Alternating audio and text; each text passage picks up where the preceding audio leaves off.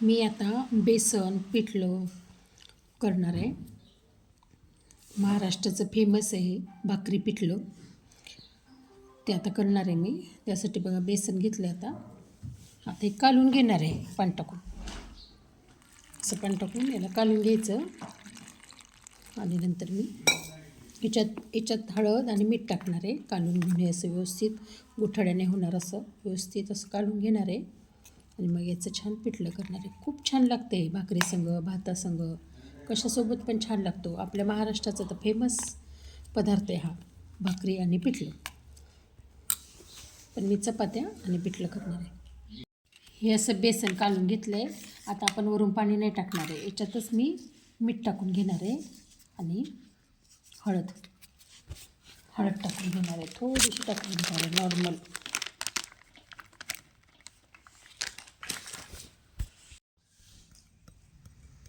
ही हळद याच्यातच टाकून घेतली. आता आपल्याला याच्यात हळद मीठ पाणी काहीच टाकायची गरज नाही. हे आता फक्त फोडणीला घालायचं. सगळं टाकून घेतलं आता याच्यात जिरे आणि हे मिरच्या आणि थोडं नॉर्मल मीठ टाकून हे कुटून घेणार आहे पिठल्यासाठी. छान लागते आणि टेस्ट खूप छान होती. तेल ठेवलं आता बेसन करण्यासाठी तापवायला.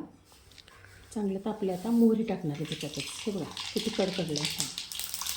मोहरी जिरं चांगलं टाकायचं आहे. आता जिरं टाकणार आहे. छान तडतडू द्यायचं. बेसनमध्ये जिरं मोहरीला थोडं जास्तच टाकायचं, छान लागते. आता हे वाटण केलेलं हिरवं मिरच्या लसूण जिरं ते टाकून घ्यायचं.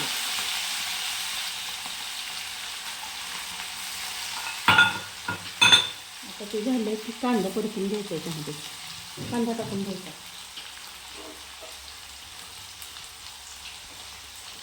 तुम्हाला आवडतात का माझे व्हिडिओ? कमेंट करून सांगा प्लीज.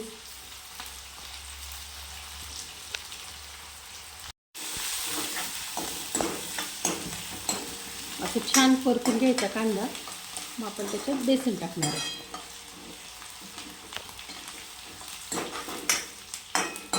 कोणी त्याला पिठलं, कोणी झुणका, काय बरीच नाव आहे त्याला. बेसन चूल बरंच काय बोलतात. आम्ही पिठलं बोलतो त्याला. आता आपण हे टाकून घेणार आहोत याच्यात बेसन.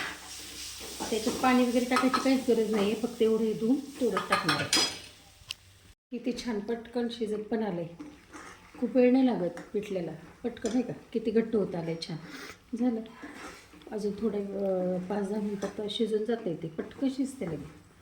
हे बघा किती घट्ट. असं पाणी नाही टाकलं बरं का, तेवढंच टाकलं मी पाणी. परत वरून पाणी नाही टाकायचं. टेस्ट पण नाही छान लागत. हे बघा किती आहे का होतच आले. झालं किती पटकन होत आले. हे बघा बंद कर.